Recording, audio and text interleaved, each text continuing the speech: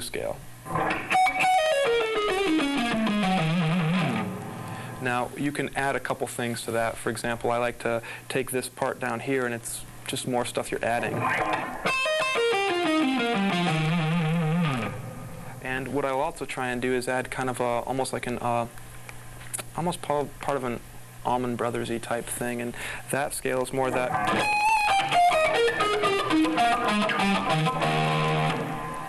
And what that allows me to do is kind of play differently. Rather than playing up and down, it allows me to play a little bit more sideways, kind of like.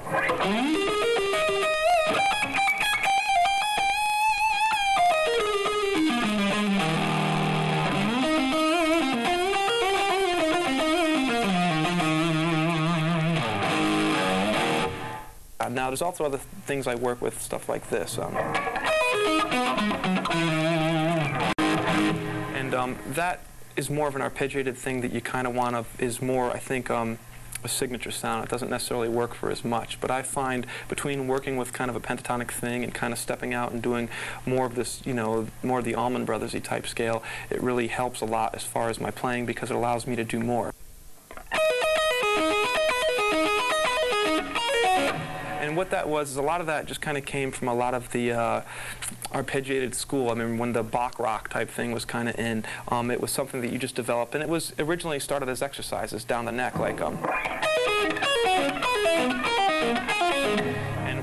what it was is it just kind of seemed to be more signature. For example, it was very kind of Randy Rhoads-esque type influence, and it was very cool to use, but as soon as I did it, it immediately took the whole piece and kind of threw it in that direction. So it's the type of thing that you want to have in your vocabulary to kind of step out a little bit, but at the same time, you don't want to be able, you know, to kind of revolve around it because then you're kind of locked into it. So it's something to work on. And there's other parts of it, for example, a lot of, which I did a lot. I tried finding ways of making the whole thing kind of weave into my style, which was an example like this one here.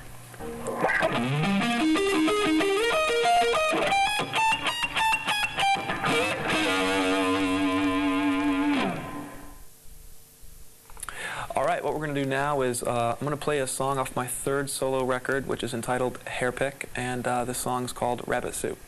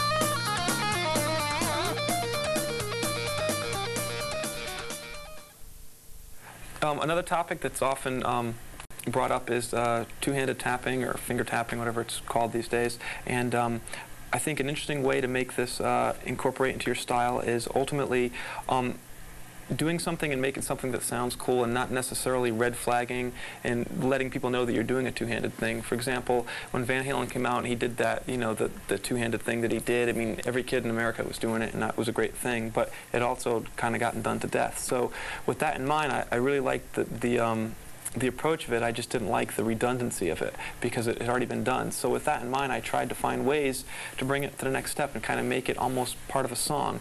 For example, if you listen to my first record, which is Never Look Back, on one of the songs there, it's actually a rhythm part, and it kind of goes something like this.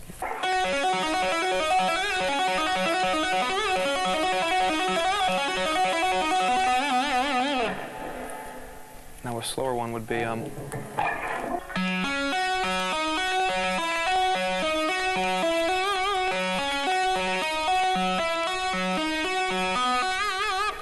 okay, obviously with that one, what you'll notice is that the song's in G, so the open strings I can work with are pretty much all. And that works well. So by trying to keep the open string rolling, what it does is it becomes part of the song rather than a solo piece. And by doing that, it allows me to keep an open string. And I always recommend working with open strings because it's something that gives you one more option. For example, if you're playing an A,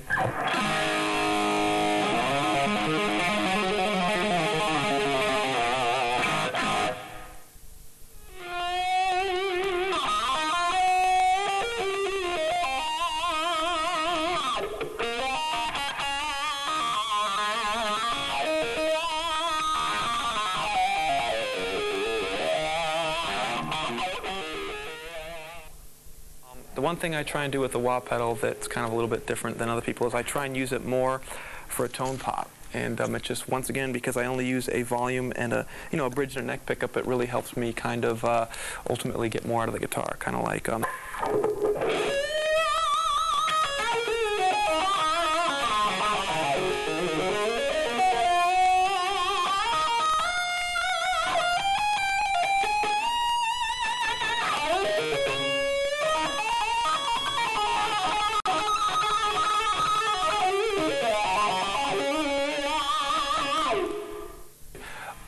another effect that I do sometimes when playing, especially on the records more so than live, just because it lends itself better to the studio, is the effect I do with the delay, which is ultimately goes something like this.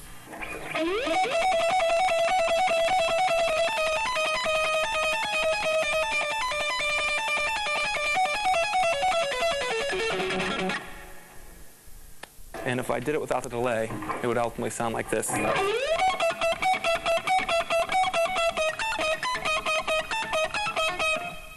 Another effect that I did with the delay, which I did on my first two records, which was Never Look Back and the Plaid record, rather than hitting the delay in the string strictly with a pick and using a very hard delay, what I did is I used the volume and I kind of swelled them in, and ultimately rather than hearing, you heard,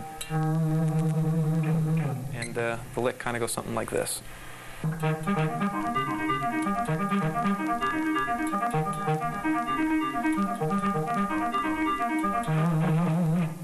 Now, if I played that, once again, like the other lick, if I play it without the actual delay, it sounds like it.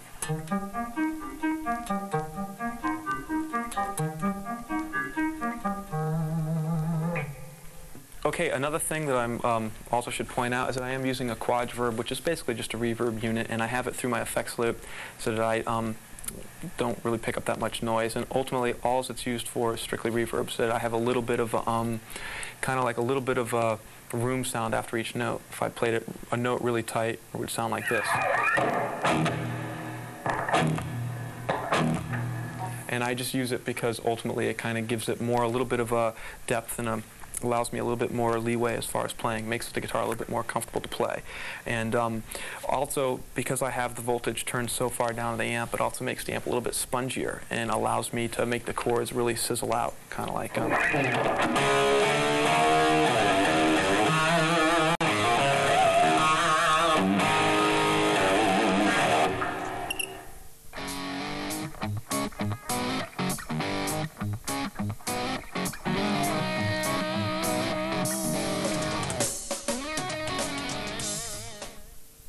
best way you could really learn how to play and do anything like that is ultimately to go out and do it.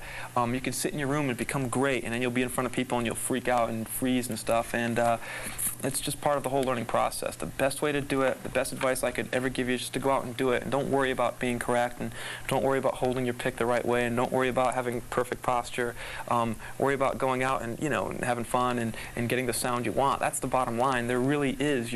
As much as I want to, you know, say there's a right or wrong way, there isn't. My favorite players, once I've met them and talked to them, they did everything totally backwards, and it always worked. So with that in mind, you know, it's something to keep in mind as you're learning. As far as influences stuff, it's pretty wide-ranging, and just because I like a lot of stuff. But ultimately, as far as when I first started playing, I liked a lot of the rock stuff. I'm definitely not a jazz guy, and I'm not a swing, you know, person. I'm definitely into the rock and roll, the real straightforward, you know, stuff. Is originally what I was into. When I was younger, I liked, you know, Chuck Berry and Johnny Winter, because these guys really got out there, and I mean, they just got out there and cranked, you know. Like when you hear the, you know, the Johnny B. Goode live from Johnny Winter, I mean, you could tell it was a bunch of guys just going totally crazy on stage, and I was definitely down with that.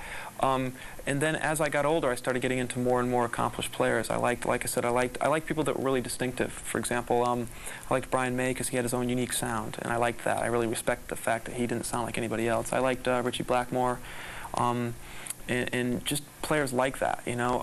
And then I got into Van Halen because he just hit at such, you know, he was just so big when he hit that helped fuel a lot of stuff. And I also worked at a music store when I was like 11. From 11 to like 16, I worked like 1 day a week on a Saturday when I wasn't in school.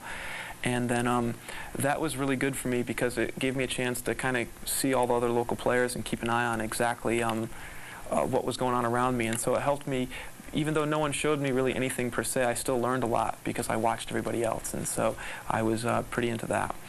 And that was really a lot of the formative years, and I started practicing pretty seriously when I was like 13. So from 13 to like 15, I really actually sat down and practiced, and it's probably haven't practiced since then actually, which is sad but true.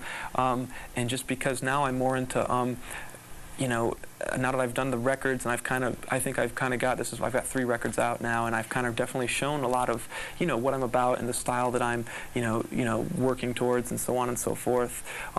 That I think now it's more, guitar for me is more about, you know, doing different things, keeping myself interested as far as coming up with new material and writing different stuff, and that's kind of where it's turned into right now, and that's ultimately where I'm at the moment.